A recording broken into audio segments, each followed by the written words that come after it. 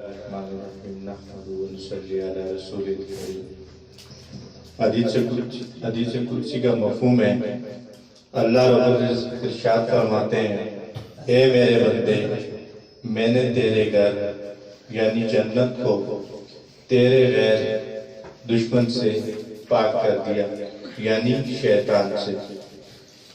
اس کے بعد اللہ رب العزت ارشاد فرماتے ہیں جس کا مفہوم ہے، اے میرے بندے، تم بھی میرے گھر یعنی اپنے دل کو میرے غیر سے پاک کر۔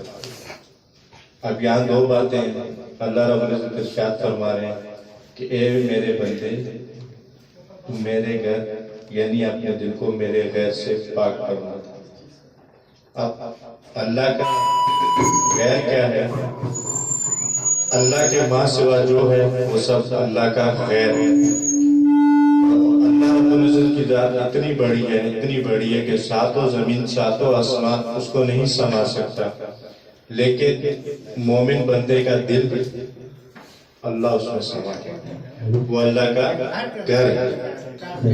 جب اس میں اللہ کا غیر ہوگا تو اس میں اللہ رب العزت کی ذات نہیں آئے گی، اور جب اس میں سے اللہ کا غیر نکل جائے گا تو اس میں اللہ رب العزت کی ذات آئے گی، اور جب جس دل میں اللہ آ جائے تو اس کے تو دونوں جہانوں کی مزے۔ اور اللہ رب العزت تو فرما رہے ہیں، اے میرے بندے، میں نے تیرے گھر یعنی جنت کو، اب یہاں بندہ دیکھے وہ کہے کہ میرا گھر تو یہاں کراچی میں ہے، فلاں جگہ، کوئی کہتا ہے فیوچر میں، کوئی کہتا ہے عبداللہ گوٹ میں، لیکن اللہ رب العزت کیا فرما رہے ہیں، میرے بندے، میں نے تیرے گھر یعنی جنت کو تیرے دشمن سے یعنی شیطان سے پاک کر۔ تو یہاں یہ بات ہمیں پتہ چلتی ہے کہ انسان کا جو اصل گھر ہے وہ جنت ہے، وہ جنت ہے۔ دنیا مسافر خانہ ہے، یہاں انسان وقتی طور پر رہ رہے۔ انسان کو اللہ پاک نے جو بنایا ہے، انسان ہمیشہ کے لیے بنا ہے، انسان کبھی ختم نہیں ہوگا۔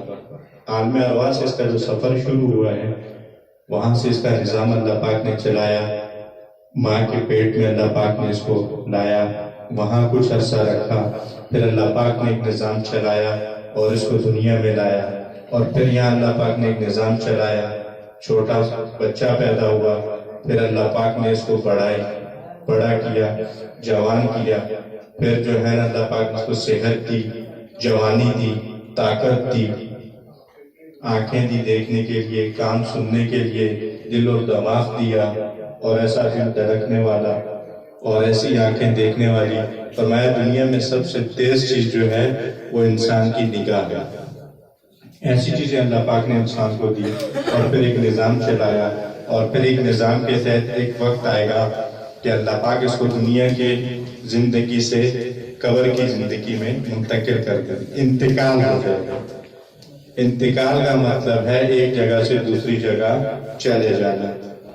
پھر اس کی قبر کی زندگی شروع ہو جائے گی، وہاں اللہ کے علم کے خزانے میں ہے کہ کوئی 20 سال رہتا ہے، کوئی 200 سال رہتا ہے، وہ اللہ کے علم کے خزانے میں۔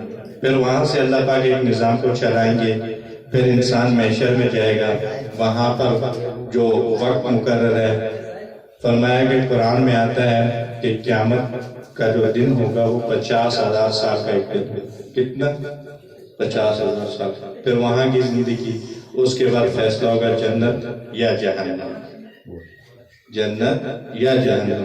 تو یہاں سے ہمیں پتہ چلا کہ انسان ختم نہیں ہوگا، انسان کبھی ختم نہیں ہوگا، انسان ہمیشہ رہنے کے لیے بنے، ہمیشہ کی جنت یا ہمیشہ کی جہنم۔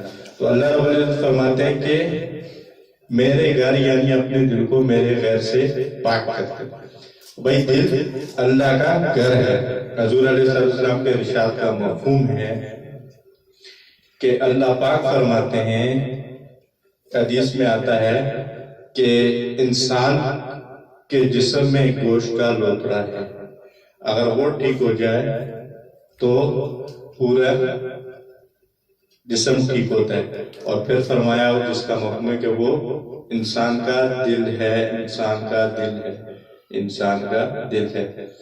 اب پورے جسم میں صرف دل ہی کیوں، اور دل کو ٹھیک کیوں کرنا ہے، اور دل کا یقین کیوں ٹھیک کرنا ہے؟ دل کا یقین ٹھیک کیوں کرنا ہے؟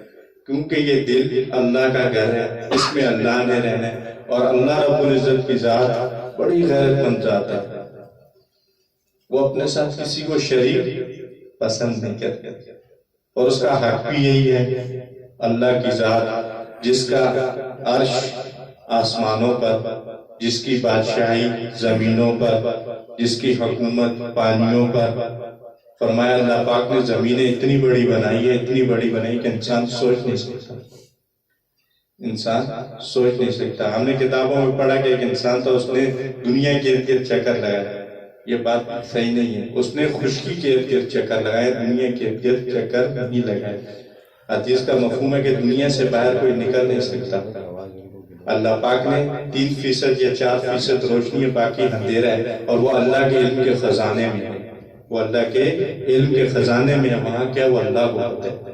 اتنی بڑی اللہ پاک نے دنیا بنائی، اور اللہ پاک نے آسمان دنیا سے بڑا، پہلا آسمان دنیا سے بڑا، اس نے دنیا کو اپنے لپیٹے میں لے رکھا ہے، اور دوسرا آسمان پہلے سے بڑا، تیسرا دوسرے سے، چوتھا تیسرے سے، اور پانچواں چوتھے سے، اور چھٹا پانچویں سے، اور ساتواں چھٹے سے بڑا۔ اتنا بڑا اللہ پاک نے، اس کے اوپر اللہ کا عرش جو ساتوں آسمانوں سے، اس کے اوپر کرسی، وہاں جلوہ افروز ہے، لیکن ہر جگہ ہر وقت ہر گھڑی کیونکہ اللہ اکبر، اللہ بہت بڑا ہے۔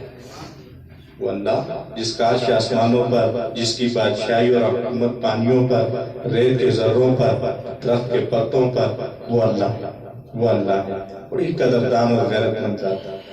جس دل میں اللہ کا غیر ہوگا وہاں اللہ نہیں آئے گا، جس دل میں اللہ کا غیر نکل جائے گا اس میں اللہ کی ذات سما جائے گی، اور جب اللہ کی ذات سما جائے گی تو پھر صحابہ کو دیکھنا، صحابہ کی زندگی ہمارے سامنے، صحابہ سے پہلے انبیاء علیہ السلام کے واقعات جو قرآن میں اللہ پاک نے ذکر کیے ہیں، وہ میری اور آپ کی بلکہ سارے انسانوں کی تربیت کے لیے کہ انسان اپنے آپ کو دنیا کے نقشوں میں کامیاب نہ سمجھے۔ اللہ کی ذات ایسی ذات ہے کہ ایک انسان کے پاس تمام چیزیں موجود ہیں، ظاہری اعتبار سے حفاظت کی ساری چیزیں موجود ہیں، عزت کی ساری چیزیں موجود ہیں، کامیابی کی ساری چیزیں موجود ہیں، لیکن اللہ نے چاہا اس کو ناکام کرنا ہے۔ اللہ نے کیا چاہا؟ اس کو ناکام کرنا ہے، اور اللہ پاک نے صرف نمرود کا واقعہ ہم دیکھیں، اس میں اتنا سبق چھپا ہے میرے اور آپ کے لیے کے ساتھ کہ ہم سوچ نہیں سکتے۔ نمرود ظاہری طور پہ بادشاہت بہت بڑی، فوجیں بہت بڑی، عزت کا نقشہ موجود، حفاظت کا نقشہ موجود، مال دولت سب چیزیں موجود ہیں، لیکن اللہ پاک نے جب فیصلہ کر لیا تمام نقشوں کے ہوتے ہوئے کوئی چیز اللہ پاک مجھ سے چھینی نہیں تاکہ ہم جیسے لوگ حجت قائم نہ کر سکیں۔ اور اللہ نے استعمال کس کو کیا؟ ایک اس مخلوق کو جس کو ظاہری طور پہ انسان بہت حقیر سمجھتے ہیں، ظاہری باطنی طور پہ دونوں تو حقیر ہے، مچھر اور اوپر سے لنگڑا۔ اللہ نے مچھر کا انتخاب کیا اور وہ بھی لنگڑا، اور وہ کس کی ہلاکت کا سبب بنا؟ نمرود کی، اور ایسی ہلاکت کہ قیامت تک جو ہے نا لوگوں کے لیے ایک سبق بن گیا۔ تخت پہ موجود ہے، بیٹھا ہوا ہے، بادشاہ کا لباس موجود ہے، رعایا وزیر موجود ہے، آؤ پہلے جوتا مارو پھر تمہاری فریاد سنو۔ اللہ اکبر، اللہ کیسا زبردست ہے، اللہ نے کوئی چیز چھینی نہیں۔ یہ واقعات کیوں اللہ نے ذکر کیے؟ تاکہ 14ویں صدی میں ہم جیسے مسلمانوں کو اس چیز سے سبق ملے کہ کامیابی اللہ کے ہاتھ میں، وہ اللہ جو کامیابی کو ناکامی میں بدل دے، ناکامی کو کامیابی میں بدل دے، عزت کو ذلت میں، ذلت کو عزت میں، ہلاکت کے نقشوں میں حفاظت کو نکالے۔ موسیٰ علیہ السلام جا رہے ہیں، آگے بھی ہلاکت پیچھے بھی ہلاکت۔ ہماری عقل کہتی ہے کہ جو ڈنڈا ہے وہ فرعون کے سر پہ مارو، لیکن اللہ رب العزت کی ذات فرما رہی ہے کہ پانی کے سر پہ مارو، پانی کے سر پہ مارو۔ اور جب پانی کے سر پہ مارا تو اللہ پاک نے وہاں سے راستے بنا دیے، اور راستے بھی کیسے زبردست کہ 12 قومیں 12 راستے، 12 قبیلے 12 راستے۔ تو وہ اللہ ہے، اللہ ہے۔